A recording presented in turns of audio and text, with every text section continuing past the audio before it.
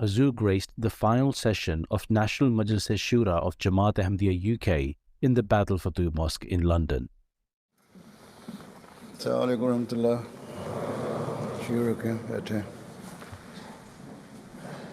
The proceedings began with the recitation of the Holy Quran, after which Hazoor delivered a most inspiring address about the importance of Shura and about the importance of trying to become like the companions of the Holy Prophet sallallahu alaihi wasallam. In my recent Friday's sermon of 12th May, I spoke in some detail about the institution of Majlis Shura.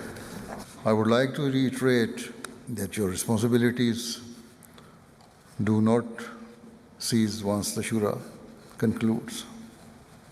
Rather, you should consider that your duties have only just begun.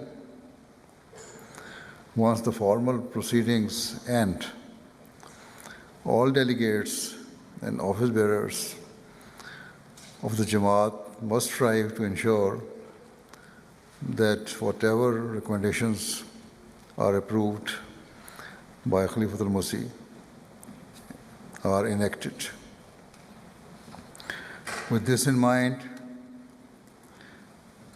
I pray that Allah the Almighty enables you to serve with the spirit and diligence required.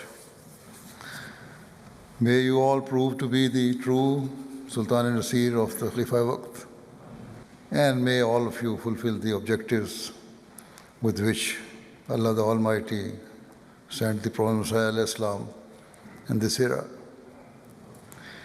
Certainly, only if we strive earnestly to accomplish His mission can we say that we have fulfilled the true objectives of our life and the purpose for which the Majlis Shura is convened. Keeping this in mind, I wish to derive benefit from and summarize the first part of speech delivered by Hazrat Muslim Maud on the occasion of Majlis Shura in 1944.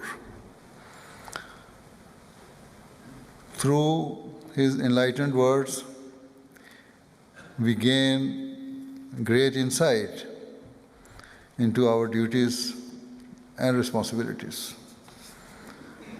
During his address, Hazrat Muslim Maud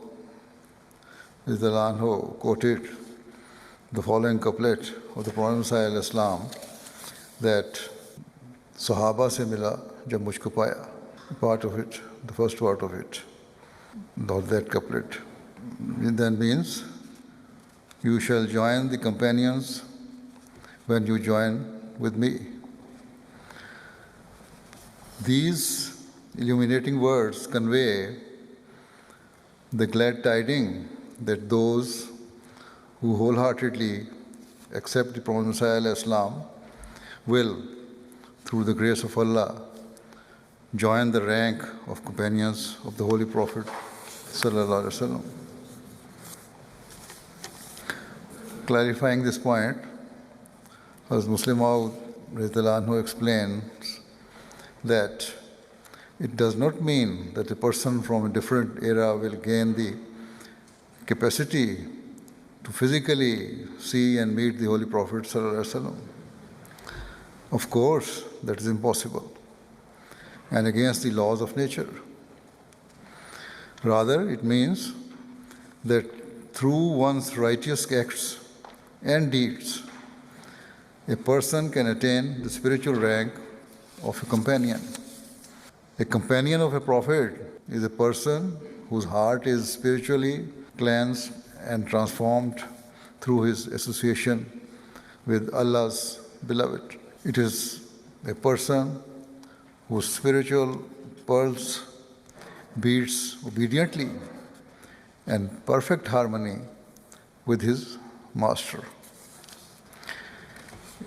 It is a person whose faith and sincerity is pure and who is ready to make every possible sacrifice for the sake of his faith. Explaining further, as Muslim Maud radhiyallahu anhu gives the example of a royal court. He states that a courtier spends less time with the monarch compared to servants and domestic staff.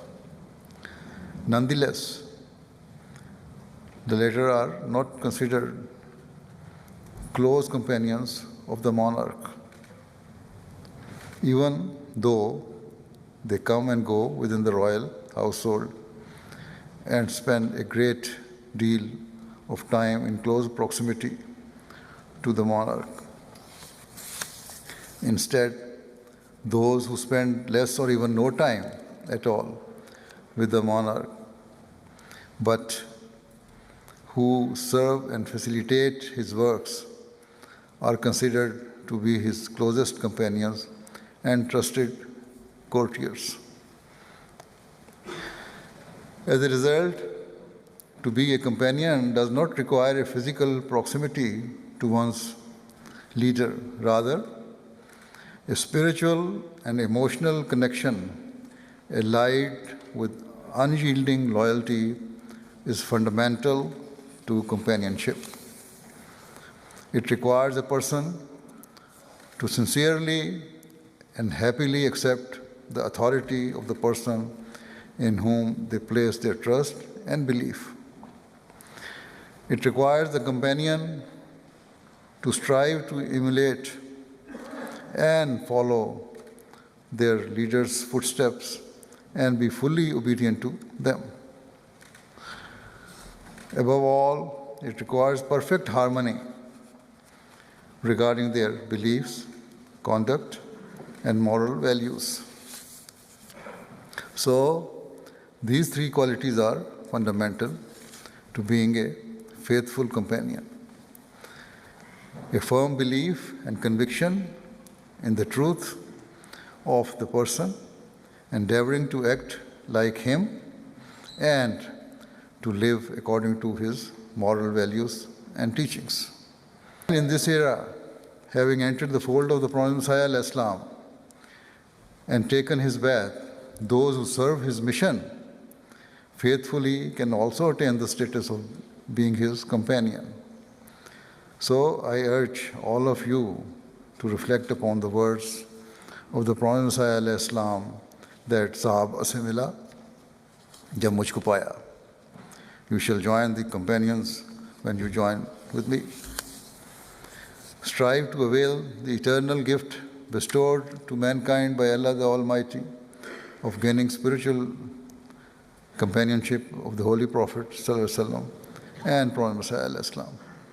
In this era, it is the members of our Jamaat who strive to live their lives according to the noble and righteous examples of companions and stand ready to make every possible sacrifice for the sake of their faith. Whatever suffering or problems we may endure, none of which can ever match the distress felt by companions of the Holy Prophet ﷺ upon his demise. Ahmadi Muslims will, inshallah, always remain steadfast and resolute in our faith. Not only do we verbally claim to be ready for every possible sacrifice, but in practice, Ahmadis worldwide have manifested immense sacrifices to fulfill their objective of furthering the mission of the Prophet Messiah al-Islam. Therefore, before concluding, I wish to reiterate that as delegates of the Majlis Shura, you must at all time act with the fear of Allah the Almighty ingrained in your heart and recognize the trust placed in you. Always remember that you must not be representatives and delegates of your respective Jamaat in name only. Rather, in reality, you must set aside all personal and worldly desires and make every effort to fulfill your true purpose, which is to serve your faith and religion until your dying breath.